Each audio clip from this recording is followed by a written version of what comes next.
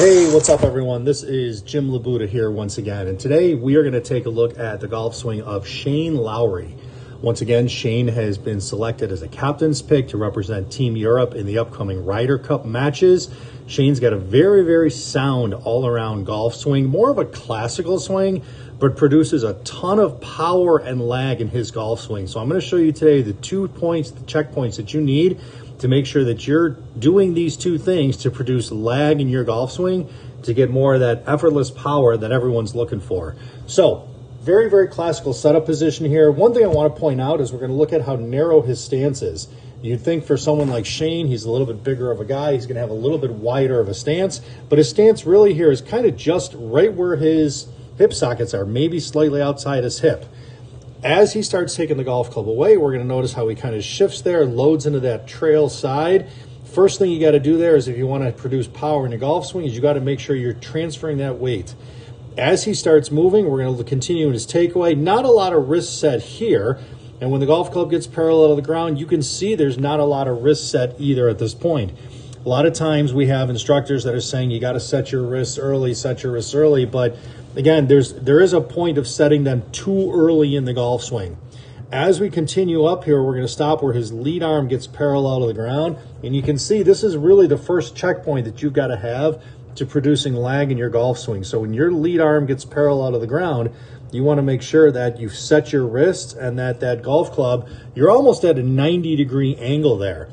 Too many times, again, at this point, we see players that have got the golf club out here still, some at this point. So you've got to be able to start setting the wrist. But again, this is not a full wrist set.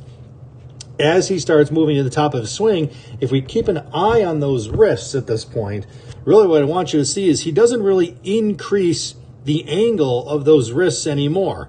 He allows himself to get to the top of the swing with really the same wrist set, but now we've got to start the downswing with the lower body. But because he doesn't have that full wrist set, now as he comes down in the downswing, he's allowing his wrist to hinge even more, and that's where the lag comes in. He's allowing himself the ability to downcock here in his downswing, and that's really going to help him hold and maintain that lag throughout the golf swing. As you can see here, again, when his hands get that trail thigh, shaft of the club is parallel to the ground, and that's where all this power is going to come from, because again, his hands travel from here to here, but the golf club has to go from here to down here to the ball. So that's where the lag is coming from, and that's how Shane Lowry produces a lot of his lag in his swing.